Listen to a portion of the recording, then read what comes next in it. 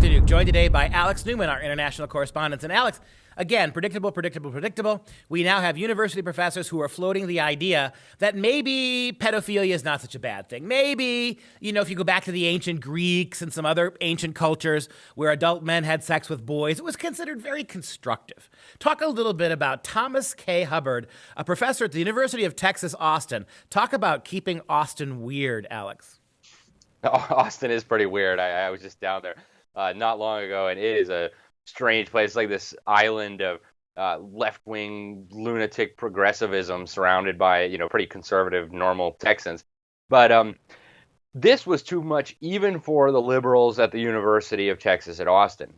You have this professor down there, classics professor, Thomas Hubbard, who is out there literally producing so-called scholarship and research aimed at removing criminal penalties for adults having sex with children. And as you mentioned, he pointed to ancient Greece and he said, look, ancient Greek men used to have sex with boys and hey, it was good for them, right?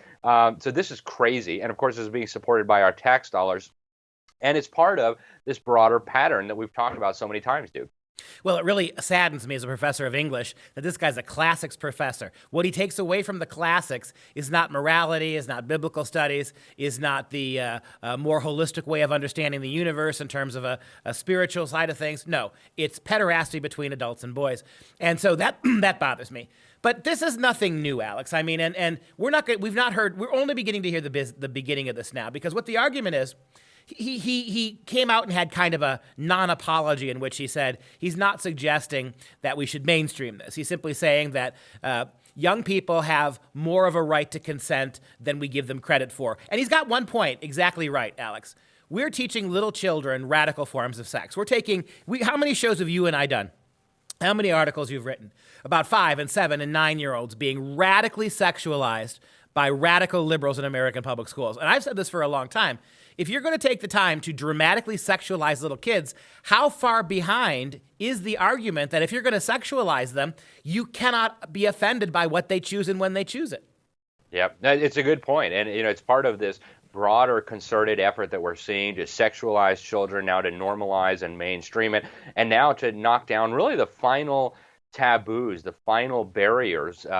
They've normalized now homosexuality, they've normalized transgenderism, they've normalized basically every kind of perversion you can think of. Now all that's left is sex with children. And so we've seen now this concerted effort.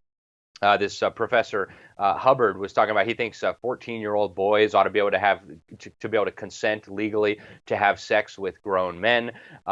This is predatory. This is child abuse. This is child rape. And this guy's using tax money to promote these ideas. So, the pedophile lobby has been absolutely thrilled with this work. NAMBLA, the North American Boy Love Association pedophile group, has just been praising this guy to the hilt.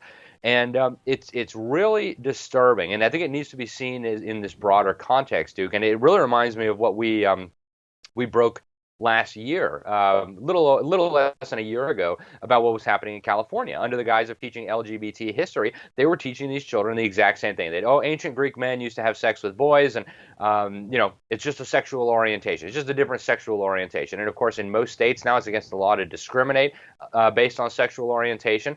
And if they're going to define the rape of children as a sexual orientation, just think of the implications of that. This is nasty. This is sick. But it is the next logical step in this progression that we've been reporting on here dutifully at the Freedom Project, and that people are going to need to wake up to if we hope to restore any sense of morality, of decency in future generations. It's very, very troubling. Yeah, and the other thing that really is troubling about this, Alex, is there is, like I said before, a twisted logic to this. If we're telling people that children should be treated as adults, we're sexualizing kids with very adult information at young ages. The Democrats want to lower the voting in federal elections down to the age of 16.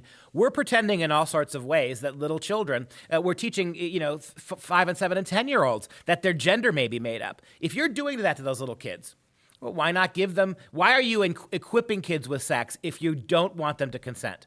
It seems to me that the real problem here is one step back, and the way institutions like the University of Texas Austin, Department of Education, like our American public schools, the way they are treating little kids now, they don't see a connection between this. Oh, they're willing to stand up today against the Thomas Hubbards of the world and say, that's a bridge too far. But in 10 years from now, based on the logic of what they're putting in place, just like 10 years ago, you wouldn't have thought gay marriage would be here. And 5 years ago, it would have been implausible to think that adult boys would be in girls' bathrooms and locker rooms. That was implausible 5 years ago. Now it's plausible because of the way we have radically transformed the way children are viewed in society. And this is just one step farther. Okay, so right now the University of Texas is doing the right thing. They're protesting, and some liberals are protesting this. But what's to stop this in 5 years from being utterly normalized as everything else has down the road?